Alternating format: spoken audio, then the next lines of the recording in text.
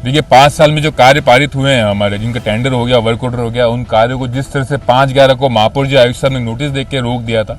निगम के पास एक तरफ निगम के लिए हमारे पास फंड नहीं है। सांसद महोदय जो अभी हैं रावत साहब, वो केंद्रीय मंत्री को पत्र लिख रहे हैं कि फंड के लिए, और दूसरी तरफ उन कार्यों को रोककर 280 करोड़ का जो बजट एलिवेटेड रोड का पारित किया गया है, बिना नक्शा बताए, बिना सुयोजना किए, 18 व्यापार संघ ने उसका विरोध किया है, 70 होटल व्यवसायी हैं, 5-10 पेट्रोल पंप के व्यवसायी हैं। जैसे कि आपको सबको अवगत है कि बसों का आवागमन बंद हो गया है, कारों के आवागमन से वो पेट्रोल पंप भी प्रभावित होंगे, कारें आना जाना बंद हो जाएंगी। 18 व्यापार संघ ने विरोध किया है, 70 होटल जो हमारे क्षेत्र में है वो प्रभावित हो रही है, और सारे व्यापारी प्रभावित हो रहे हैं एलिवेटेड रोड से। उसके बाद किसी भी तरह से हमारे क्षेत्र में, जहाँ से मैं आपके आशीर्वाद से आता हूँ, हमारे क्षेत्र से उदयापोल सूरजपोल से, आपने न तो हमें रूपरेखा बताया कि एलिवेटेड रोड की क्या रूपरेखा रहेगी, कैसे आवागमन रहेगा, पार्किंग की व्यवस्था क्या रहेगी, बाहरी क्षेत्रीय लोग आएंगे जो उनके लिए क्या रहेगा, क्षेत्रीय लोगों को वापस अगर जाना है तो क्या सुव्यवस्था रहेगी। आयुक्त साहब से हम यही कहने आए हैं कि बिना वर्क ऑर्डर के जिस तरह से वो ये हठकर्मिता में और सरकार के दबाव में काम कराना है वो अनुचित है।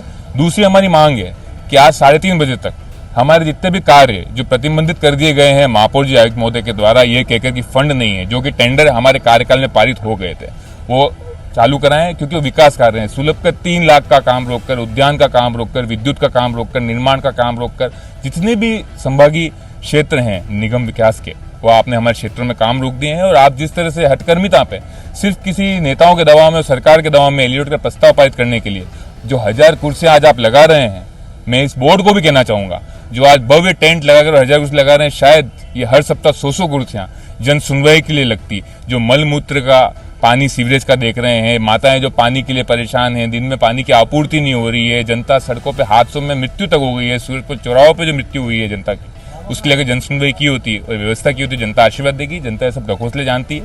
ये 1000 कुर्सियां किसके आवागमन के लिए लग रही हैं, क्यों लग रही हैं, क्या हथकर्मिता है और क्या प्रलोभन है बोर्ड का, तो ये जनता जानती है, जनता इसका जवाब देगी। विरोध है आपके क्षेत्र में, काम नहीं हो रहा उसका। देखिए एलिवेटेड रोड का विरोध नहीं है, आपको मैं स्पष्ट में कहता हूँ। एलिवेटेड रोड पूर्व में बनी, प्रतापनगर में बनी, सेवाश्रम पे बनी, जिस दर्ज पे इन्होंने कार्य किए हैं, स्मार्ट सिटी का, गौरव पथ का, सुलभ शौचालय का, स्मार्ट सिटी जो पार्किंग सूरजपोल की, उस दर्ज पे काम ना हो।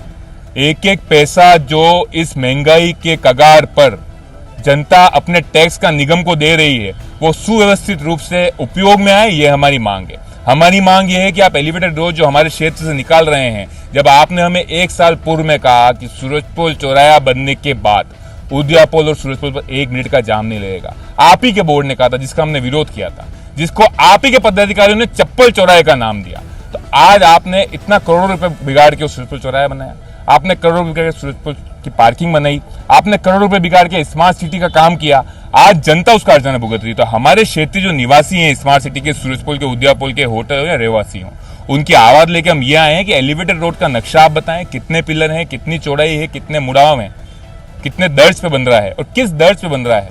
और आपने गारंटी पूर्व में भी ली थी स्मार्ट सिटी चौराहे की, सूरजपोल की, उस बात का हमारा विरोध है। विरोध विकास का कभी किसने किया नहीं है, विकास हम भी क्षेत्र में करा रहे हैं। जो काम इन्होंने रोके हैं सुलभ के, उद्यान के, निर्माण के, विद्युत के, हमारे क्षेत्रों में, वो विकास का कार्य था। तो उसका जवाब लेने हम आयुक्त साहब से आए हैं। दोनों बातें हमारी, या तो फंड नहीं है, ये कहना, जनता को गुमराह करना बंद करें।